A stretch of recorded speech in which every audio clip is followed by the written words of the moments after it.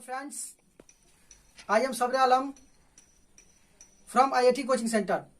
आज हम लोग पढ़ेंगे 3.5 के क्वेश्चन नंबर 4। हमने पिछले वीडियो में 3.5 के क्वेश्चन नंबर 3 को सॉल्व किया था। तो आज हम लोग पढ़ेंगे 4 नंबर के 1 नंबर क्वेश्चन। तो चलिए हम क्वेश्चन को पहले देखते हैं। क्वेश्चन कह रहा है आपका कि निम्न समस्याओं में रैखिक समीकरण के युग्म बनाइए और उनके हल किसी बीजगणितीय विधि से ज्ञात कीजिए। पहला क्वेश्चन है इसमें का, एक छात्रावास के मासिक व्यय का एक भाग नियत है तथा शेष इस पर निर्भर करता है कि छात्र ने कितने दिन भोजन लिया। जब एक विद्यार्थी ए को जो 20 दिन भोजन करता है 1000 रुपया छात्रावास के व्यय के लिए अदा करने पड़ते हैं। जब एक विद्यार्थी बी को जो 26 दिन भोजन करता है छात्रावास के व्यय के लिए 1180 रुपया अदा करने पड़ते हैं। नियत व्यय और प्रति दिन के भोजन के मूल्य ज्ञात करना है। यानी इसमें कहा जा रहा है आप लोग को कि जो ए है वो 20 दिन भोजन करता है 1000 रुपया देता है, और जो बी है वो 26 दिन भोजन करता है और 1180 रुपया अदा करता है। तो चलिए हम इसको सॉल्व करके देखते हैं। चलिए हम लोग देखते हैं क्वेश्चन नंबर 1 को कि इसको किस प्रकार से बनाना है। तो चलिए हम बनाते हैं।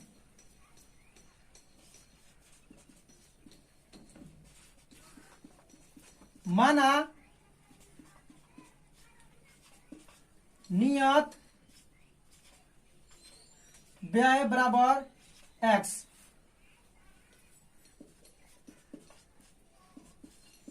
प्रतिदिन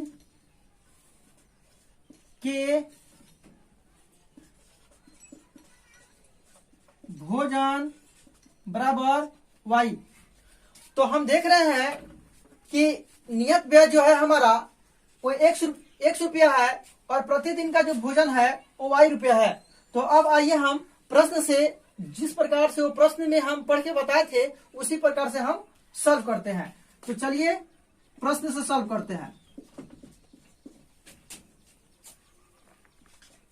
नियत व्यय आपका x था और यह 20 दिन भोजन करता था, तो यह आपका 20y हो जाएगा।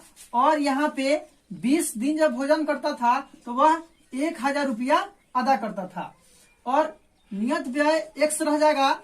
और फिर 26 दिन भोजन करता था तो यहाँ 26y हो जाएगा, बराबर यहाँ यह 26 दिन का भोजन का खर्च देता था 1180 रुपया।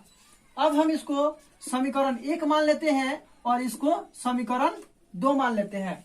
तो हम इस समीकरण को किसी भी विधि से हल कर सकते हैं, किसी भी बीजगणितीय विधि लगा सकते हैं।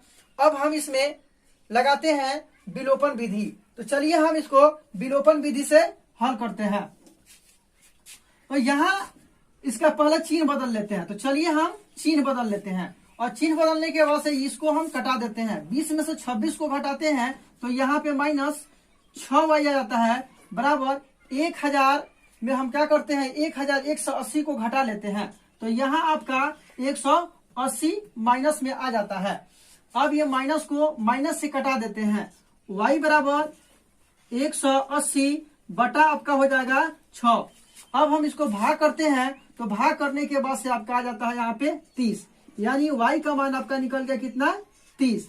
ये देखिए आपका y के मान 30 निकल गया है। अब हम y के मान को रख के अब हम x का मान निकालते हैं, यानी प्रतिदिन का भोजन का खर्च आपका कितना निकल गया 30 रुपया। अब ये प्रतिदिन भोजन का खर्च जब 30 रुपया निकल गया तो अब हम नियत व्यय निकालना शुरू करते हैं। तो चलिए नियत व्यय निकालते हैं।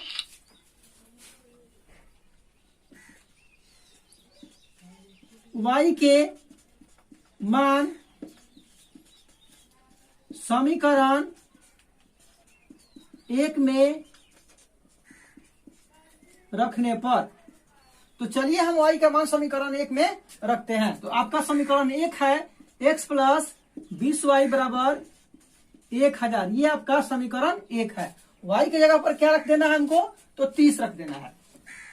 तो x प्लस 20, y की जगह पर क्या रखना है 30 रखना है। यहाँ पे हम 30 रख देते हैं और ये हो गया आपका 1000।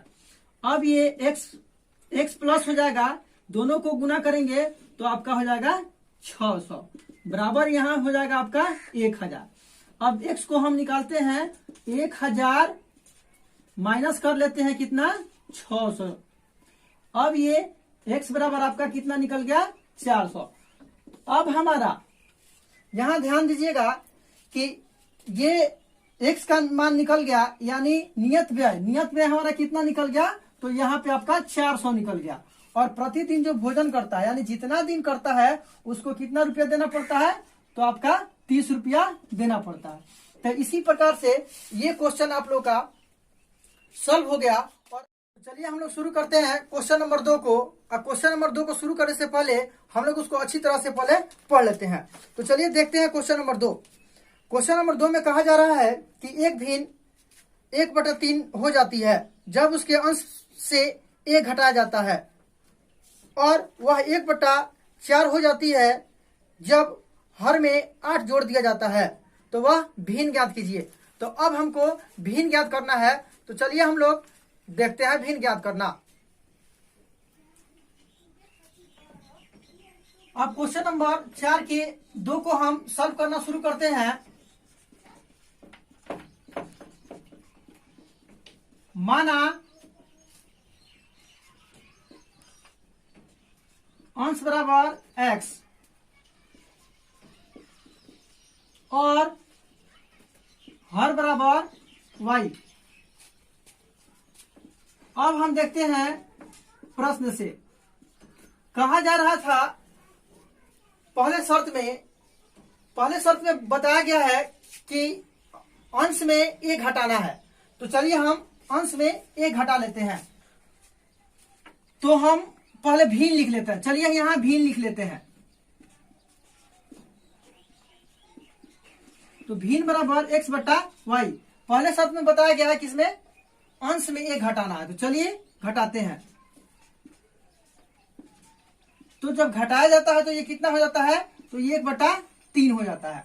अब यहाँ पे हम क्रॉस मल्टीप्लाई कर लेते हैं, यानी तिरछा तिरछी गुना हम कर लेते हैं। क्रॉस मल्टीप्लाई जब हम करते हैं तो यहाँ पे ये आपका हो जाता है 3x माइनस 3 बराबर क्या हो जाता है आपका यहाँ पे y, यानी 3x माइनस y बराबर क्या हो जाएगा 3। अब आपका ये समीकरण नंबर 1 बन जाता है। और फिर दूसरे शर्त में बताया गया है कि हर में 8 जोड़ने पर, तो दूसरे शर्त में बताया गया हर में 8 जोड़ने पर, तो चलिए हम हर में 8 को जोड़ लेते हैं। x/y प्लस 8 बराबर जोड़ने पर कितना हो जाता है, तो 1/4 हो जाता है। जब हर में 8 जोड़ा जाता है तो 1/4 हो जाता है। फिर यहाँ क्रॉस मल्टीप्लाई कर लेते हैं। यहाँ पे क्रॉस मल्टीप्लाई करते हैं तो 4x प्लस 4x बराबर हो जाएगा y प्लस 8। अब हम क्या करते हैं, यहाँ पे हो जाएगा आपका 4x माइनस y बराबर 8। इसको हम समीकरण 2 मान लेते हैं। तो चलिए हम समीकरण 1 और 2 से बनाना शुरू करते हैं। समीकरण 1 हमारा है 3x माइनस y बराबर 3, और समीकरण 2 है आपका 4x माइनस y बराबर 8। ये समीकरण 2 है।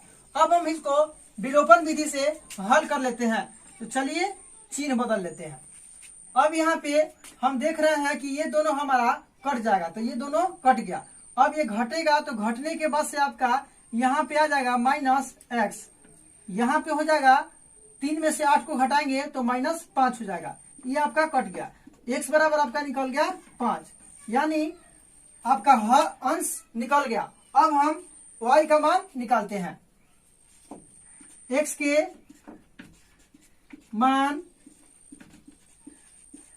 समीकरण 1 में रखने पर, तो चलिए हम x के मान समीकरण 1 में रखते हैं। तो समीकरण 1 आपका है 3x माइनस y बराबर 3। अब यहाँ पे हमको x का मान रखना है, तो 3 और x के जगह पर आपको क्या रख देना है, तो x के जगह पर 5 रख देना है। माइनस वाई बराबर 3, दोनों को गुना करेंगे तो यहाँ पे हो जाएगा 15 माइनस वाई बराबर 3। अब माइनस वाई बराबर 3 माइनस 15, यानी माइनस वाई बराबर घटा लेते हैं तो कितना जाता है, तो यहाँ पे हो जाता है -12।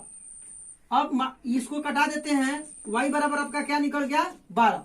अब y का मान आपका निकल गया, यानी आप देखेंगे कि यहाँ पे y का मान निकल गया और यहाँ पे x का मान निकल गया, यानी आपका भिन्न बन गया 5/12। इसी प्रकार से ये 2 नंबर क्वेश्चन हम लोगों ने आज सॉल्व किया है। आपको जहां भी किसी भी प्रकार की दिक्कत होता है तो आप कमेंट करके बताएं और वीडियो को ज्यादा से ज्यादा शेयर करें, सब्सक्राइब करें और बेल आइकन को दबाएं।